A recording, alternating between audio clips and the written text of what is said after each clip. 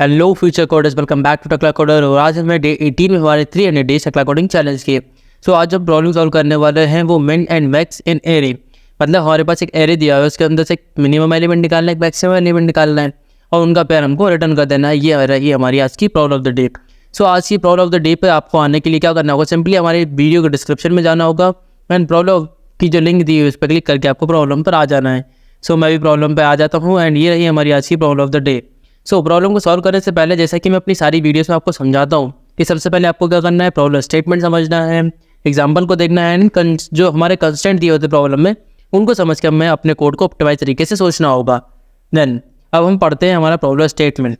Given an array ARR, your task is to find the minimum and maximum element in the array. यहाँ पे एक note दिया हुआ है, return an array that contain 2 elements, the first one will be minimum element and the second will be a maximum of an array। then examples देख लेते हैं। पहला एग्जाम्पल दे 3, 2, 1, 56, 10,000 and 167। तो हमें यहाँ पे पता है कि सबसे मिनिमम कौन सा है 1, मैक्सिमम कौन सा है 10,000। ठीक है, उसके बाद में हमारा सेकंड एग्जाम्पल देखते हैं 1, 3, 4, 5, 2, 3, 4 and 21 and 5, 6, 7, 8, 9 करके दिया हुआ। तो मैक्सिमम और मिनिमम को आइडेंटिफाई इजीली हो रहा है कि मिनिमम तो हमारा क्या हो जाएगा 1 एंड मैक्सिमम ये 56, 7, 8, 9 वाला जो है, मतलब 56,798 बता 89। ठीक है, उसके बाद नेक्स्ट वाला क्या है, हमारे पास एक ही एलिमेंट दिया हुआ है तो वही हमारा मैक्सिमम होगा, वही हमारा मिनिमम होगा। नेक्स्ट हमारी जो कॉम्प्लेक्सिटी, एक्सपेक्टेड टाइम कॉम्प्लेक्सिटी क्या है, ऑर्डर ऑफ n, और एक्सपेक्टेड स्पेस कितना है, ऑर्डर ऑफ 1। ठीक है, मतलब जो हमें वेरिएबल्स स्टोर करने वही कॉन्स्टेंट देख लेते हैं 10⁵ हो सकती है एरे की साइज एंड 10⁻12 हो सकता है हमारा जो एरे का इंडिविजुअल वेरिएबल है। तो लॉन्ग इंट में हम इस पर्टिकुलर वेरिएबल को लेने वाले हैं, मिनिमम मैक्सिमम को, और फिर उसको स्टोर करके रिटर्न करने वाले हैं।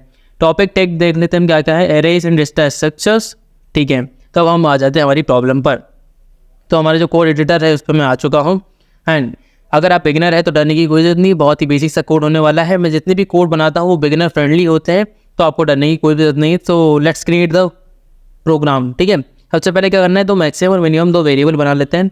तो किस टाइप का बनाना है, हमें लॉन्ग इंट टाइप का बनाना है। ठीक है, यहाँ से एंटर किया, देन लॉन्ग इंट टाइप के 2 वेरिएबल बनाना है। ठीक है, पहला बना लिया मैंने mn करके मिनिमम एलिमेंट बना लिया। इसके अंदर क्या रख देंगे, इंट का मैक्सिमम रख देंगे। ठीक है, इंट मैक्स रख देंगे, और एक बना लूँगा क्या, मैक्सिमम बना लूँगा मैं, और मैक्सिमम में क्या रख दूँगा मैं, इंट मिन रख दूँगा। मैंने इंट मिन रख दिया। ठीक है, कॉलन लग गया, सेमीकॉलन लगाना था। ठीक है, अब उसके बाद में क्या करूँगा मैं, एक लूप लगा दूँगा, फॉर ईच लूप लगा देता हूँ मैं हमारे एरे पर। ठीक है, उसके बाद मुझे सिंपली करना क्या है, जो मेरा मिनिमम एलिमेंट है उसमें मुझे क्या करना है, मिनिमम लेना है किस का, mn जो हमारा मिनिमम वेरिएबल है वो, और हमारा जो i जो हमारा वैल्यू लेके आएगा एरे के अंदर के हर एक एलिमेंट की उसके साथ में। फिर मैक्सिमम एलिमेंट के लिए भी सेम करना है, मैक्सिमम फंक्शन लगा लेना है, mx, i कर देना है, सिंपली हो जाएगा। उसके बाद में बाहर आके आपको सिंपल क्या करना है, रिटर्न कर देना है।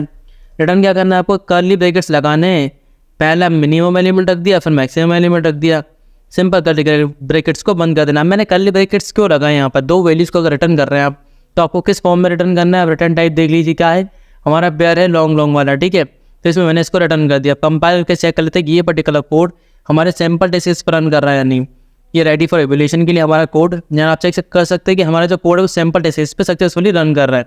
अब मैं इसे सबमिट करके चेक कर लेता हूँ जितने भी टेस्ट के इस पर्टिकुलर क्वेश्चन पर लगे हुए हैं ये सबको सक्सेसफुली पास कर पा रहे हैं हमारा कोड।